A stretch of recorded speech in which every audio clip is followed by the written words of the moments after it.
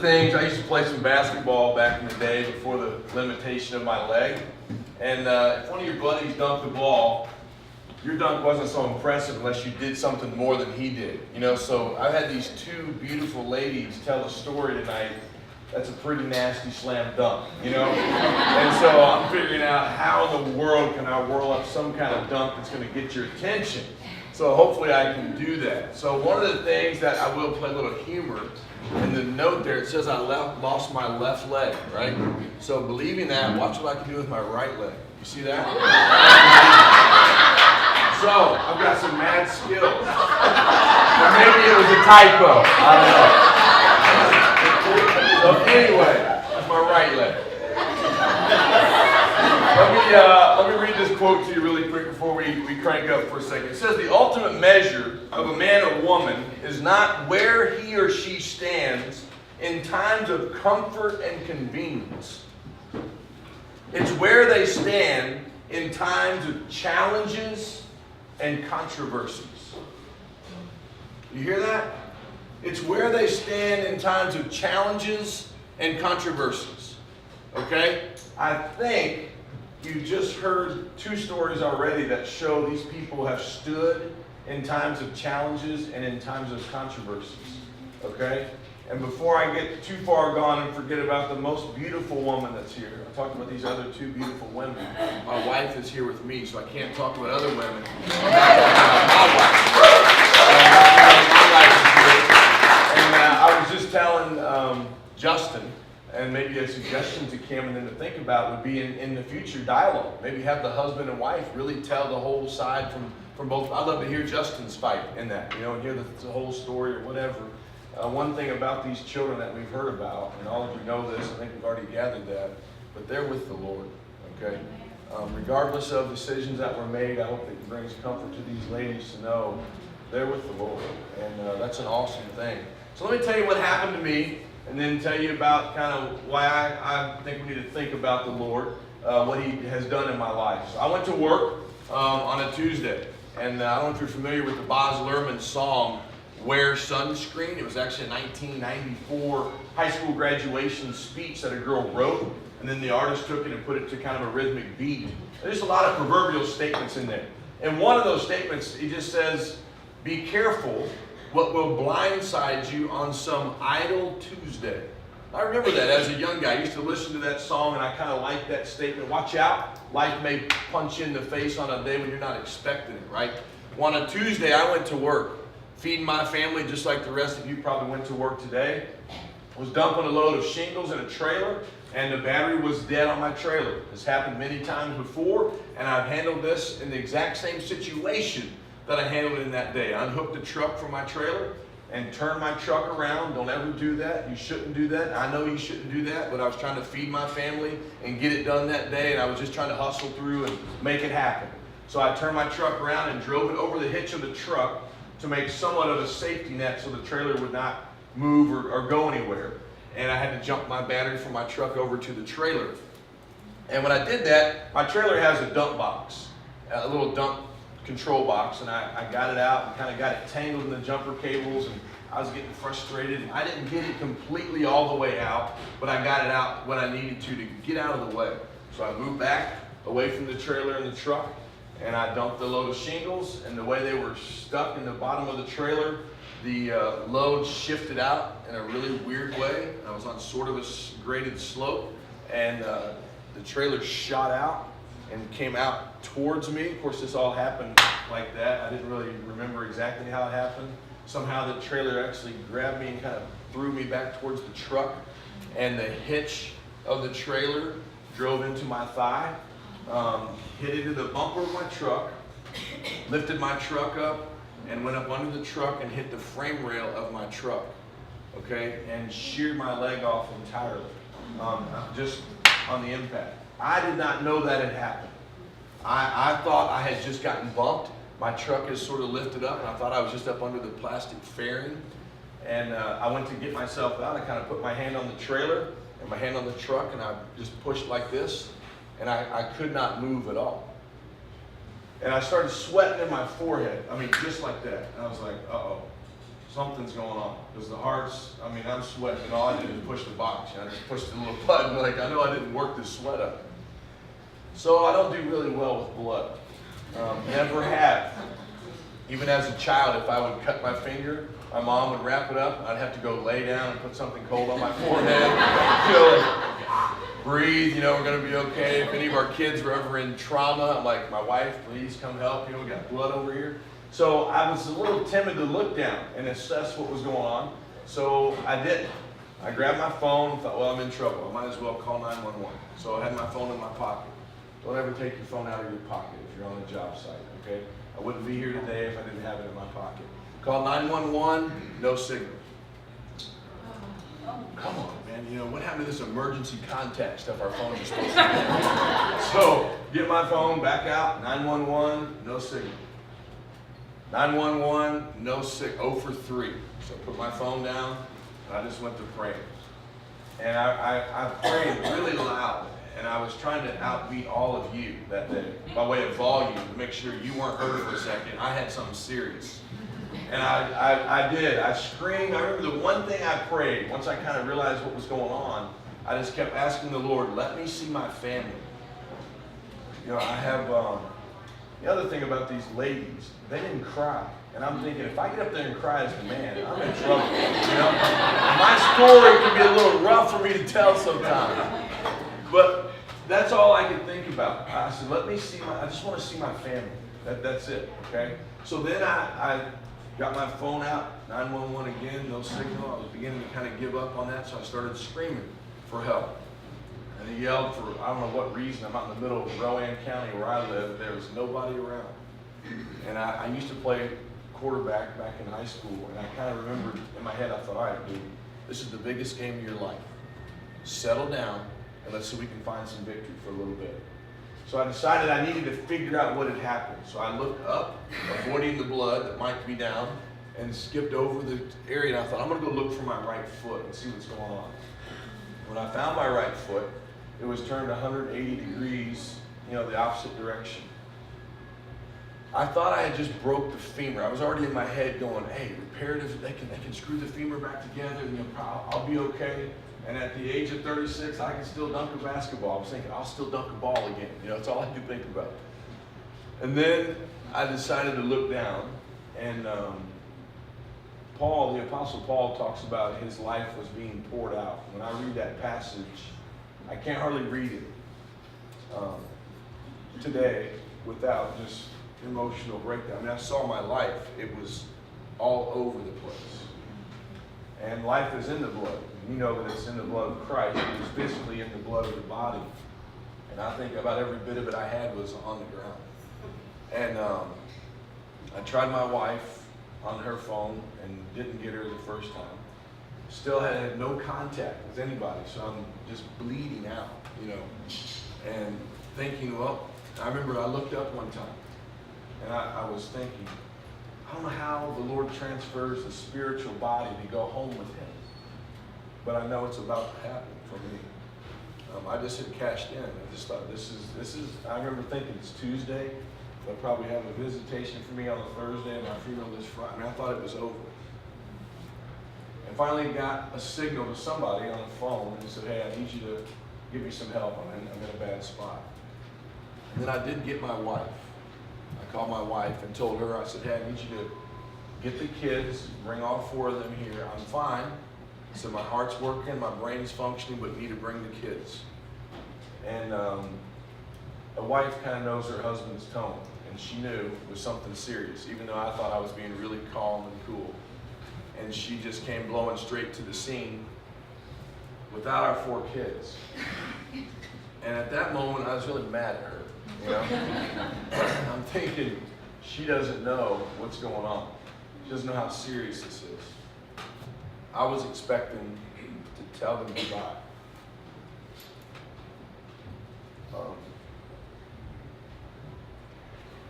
But I think it's a part of the reason why I'm here, because I was like, I will see them today. And she got there. I was on the ground. My leg was dismembered. And I'm on a slope like this, laying, and she comes walking up. They're like, your wife is here. I was like, she's not supposed to be here yet. I need to be in the ambulance.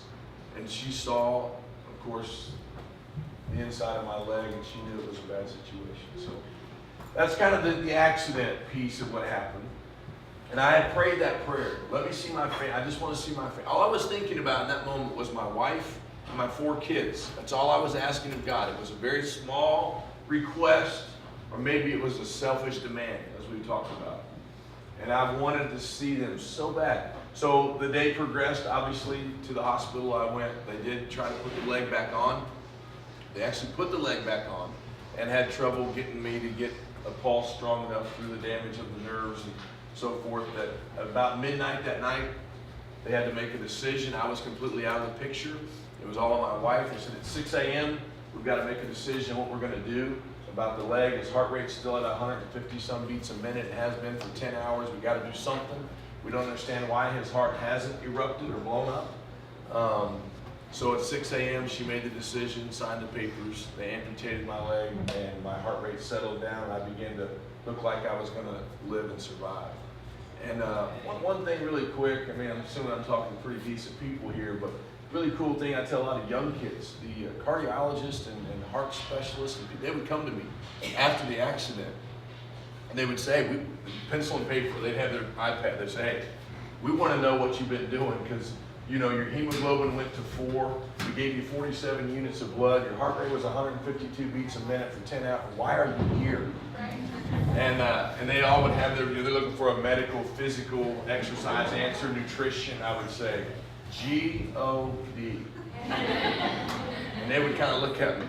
And I would say, I'll answer no further questions until you write that down. I said, you will think about that tonight when you go to bed. That this man's answer was, it was the Lord. I said, I'm here today because of the Lord. I said, I prayed to the Lord, and He has seen that I survived and I lived. I said, but I will tell you, I've never smoked and never drank. And they said, bingo. That's a big part of your salvation. And they said, your blood quality was really high. And I do to a lot of young kids, I say, look, in trauma, you'll die. You know, why don't they tell them this? You know, it's all about lung cancer and all that, but tell them about trauma. You know, but they wanted to say it was my physical exercise and I was a CrossFitter and all that, and I wanted to say it's the Lord. And I said CrossFit probably didn't hurt me, but I'm going to give credit to the Lord. Amen. And so I see the Lord. I saw the Lord before that. I saw the Lord that specific day. And really from those days moving forward, that I had prayed, let me see my family. Okay, what I meant by that was Carol and my 4 kids. And what He showed me was my church family in the Lord across the United States. Okay, my father's a preacher and has done some traveling, and I've even done some traveling with him to Africa and some ministry work and things like that. And word got out like this, that Scott Sandusky was down. Of course, you guys know the use of technology, what can be communicated. And in 48 hours, I had received communication of encouraging words and prayers from, I think it was 4 continents, 7 countries, and I forget how many states, okay? So this guy who's depressed and down and scared to death about what's going on in life was rolling through the Facebook post and just crying and loving people and loving the Lord. I mean, you never know what you may be doing in the life of someone else when you reach out to them with some positive words of encouragement when they're down. And it was truly bringing me life that these people believed in the Lord. They were giving God the glory. They were praying for me, wanting me to live and keep making it through this. It was very powerful. A lot of people come to me just like the kind of doctors do. You know, what have you been doing? What have you been doing? And in my recovery process, I tell people, I really feel that me, Scott, I'm in about 6th or 7th place of the recovery process. Now, I would like to think I'm doing a pretty good job of holding my spot down there. But I want to tell you the things I think that helped me through this trauma and have helped me since then. Of course, number 1 would be that of the Lord, okay? God be the number 1 spot that's making me and helping me get to where I am now in my life. Secondly, would be my family, right? My wife was there at the day of the accident. My kids were around me immediately after the accident. So my family was a big piece of who I am. And you and I need to make sure we're building families that are like that, and that they're supportive, and that they're powerful, and that they're loving, and that it's a place of a haven. My family was powerful to me. Thirdly would be my mother and my father, my brothers. I have two brothers, my mom and dad. They were standing at the edge of the Grand Canyon when they got the phone call of my situation. I owe them a vacation because I interrupted theirs. And I told them one day we're going to go back together. We're going to stand at that same place. But they were a big piece of who I was, okay? From a home perspective. My father was a preacher, a military man, an absolute authoritative type of person. He disciplined his boys. He didn't put up with our garbage. You know, he made us walk the line. And that gave me drive that day. I mean, even in that moment, on August the 14th of 2012, I was thinking of things that were instilled in me as a child. Come on, you're a fighter, you're a Sandusky, you're a Christian. You got this. You know, those things were powerful that came from the roots of my home. I can't take credit for that. I was the benefactor of that. But because of the home life that they had created, they loved each other, they loved us as children. It was powerful at the age of 36. That was a piece of my delivery from trauma. And you may not value what you're doing at home the way that you should, or understand what you're doing for your spouse or your children. But a positive home place may help a 36-year-old man years later out of your home escape from some traumatic situation because of your labor in the Lord to create a home that He would want you to have for them. That was the third place. And then fourth was my church family. They rallied around us quick, fast. They were a part of our life. One of our friends called my wife and said, go to the hospital. We're moving in to take care of your kids. You live at the hospital. We're living in your home. I mean, just things like that. People doing good in the name of the Lord accomplished great things in our lives through the trauma. And then I talk about having good DNA. I mean, my father's a happy-go-lucky guy. I mean, he is. And I can't take credit for that. That's the genetic makeup that I was granted from the Lord, you know. And he was just, I can remember days of our childhood, flat tires on vacation or whatever.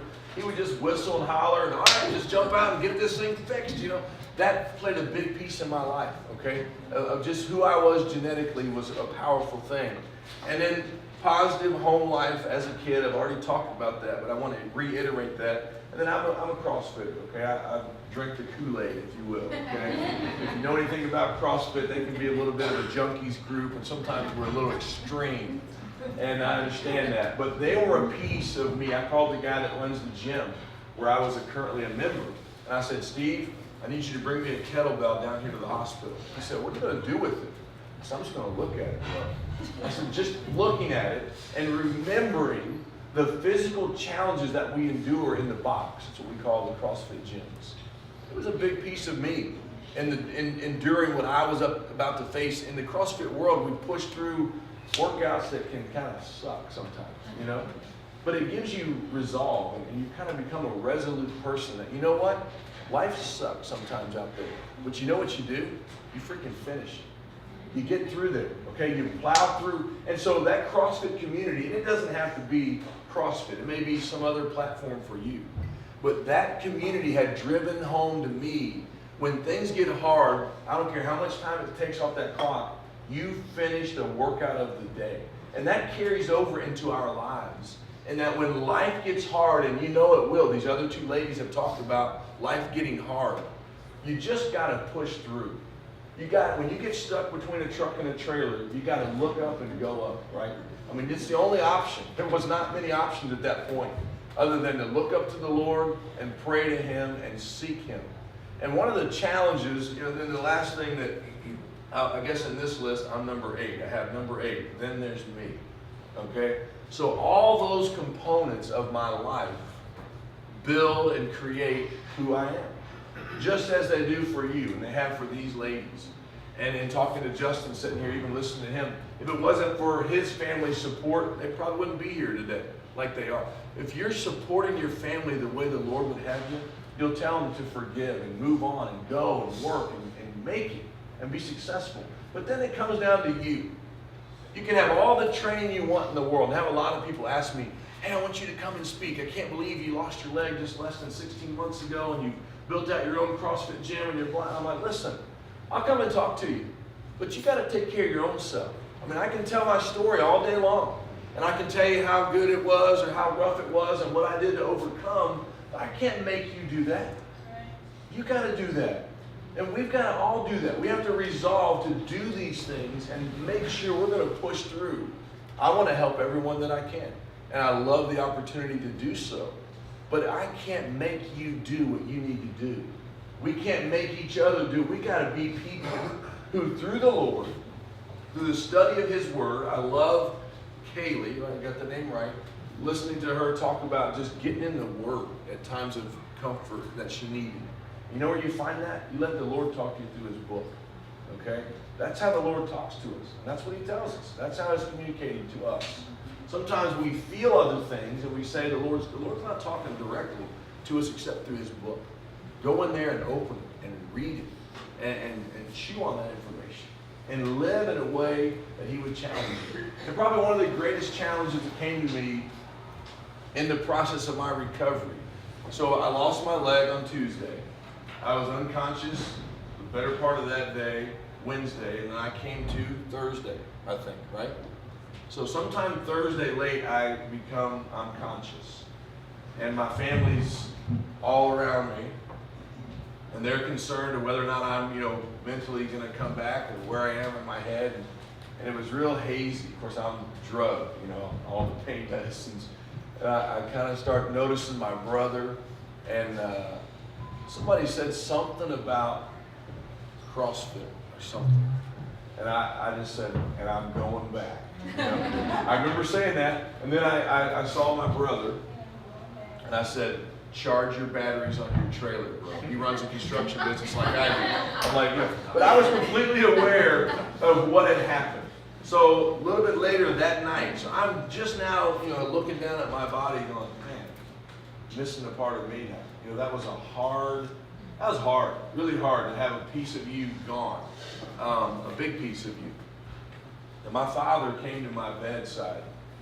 And remember, I hadn't even really got a chance to cry about this yet. I'm just now coming to. He puts his hand on my shoulder, and I'll never forget because he was squeezing me pretty tight. He said, son, he says, you've been preaching and teaching these messages and believe in the Lord and push through and all that for several years now. He said, it's time for you to live what you've been preaching. And at first I wanted to punch him and say, hey, I want to cry about this for a minute, But his understanding was, and he's a military man, he knew it's time to get your head up and go to work now. Okay? We're not going to cry about this for a couple weeks and then stuff. Don't think I didn't cry about it for a couple months, okay? But my point is, he challenged me early in the challenge. Yeah. Get up now. Let's go to work. Show people what the Lord can do. He said, people are watching you. And they know of him. They knew of his work as a man of God's word, preaching and teaching. And he knew they're going to see what the Sandusky family really is about the Lord. Are they serious about it or not? And I still tell people, I was like, get the leather boot out of my rear end for a second, But in all honesty, I think that's what I needed. And I think that's what you need, probably. And all of us need. When life gets tough, you can cry about it all week long, can't you? Nothing gets done until you decide to put your arms around it and deal with the mess you're in. And push through. Now, don't do that without the Lord, obviously. You'll find great defeat. But if you'll get yourself together fast and early and understand, we got to do something about this. If you want to make success in your life, in my opinion, that's what you got to do. You got to look for the Lord. If you find yourself in a traumatic situation and you don't have the Lord, you need to go find Him. But if you have Him in your life, you need to get it put together and go to work as soon as you're conscious and able and start making headway. And because of that, the Lord has done great things in my life. And I was able to go. I wanted to get into CrossFit certification before my accident. And I was a little hesitant about it, didn't know. Then, of course, I lost my leg. And I kind of said, well, there goes that opportunity. Steve, the guy that runs my gym, came to me. He said, hey, you need to sign up for the CrossFit Open this year. And remember, I didn't have my leg at the time. And I'm like, are you serious? He was like, yeah. He said, I'm telling you, if you'll sign up, I can get everybody else in the gym to sign up. And I was like, all right, game on, I'm in. So I signed up and went and did this competitive CrossFit workout. I got my leg between the time I signed up and the time it actually started. And that was another challenge I think I needed, because I had kind of hung up on the idea of, well, I'm not going to be physically able to show people fitness anymore. And 2 months later, I went and got my CrossFit certification, and now I own and operate my own CrossFit gym and teaching people the CrossFit movement. Sure, I have some limitations, and I have to lean on some of them to show some of the movements, but life goes on. And Justin and I were just talking a while ago. People ask me a lot, if you could have your leg back, would you take it?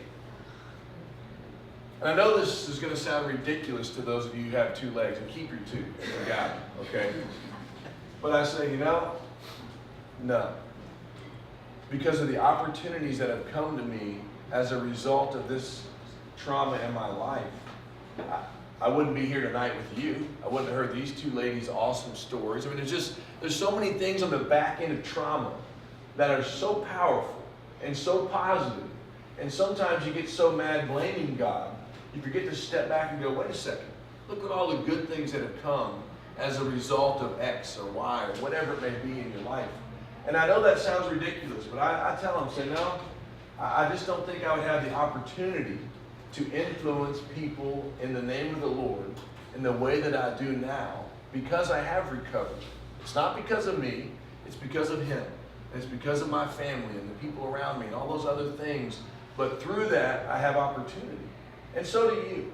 And I tell people, one of the things that I have on you, my trauma, my battle, my rage in life, it's very physical, okay?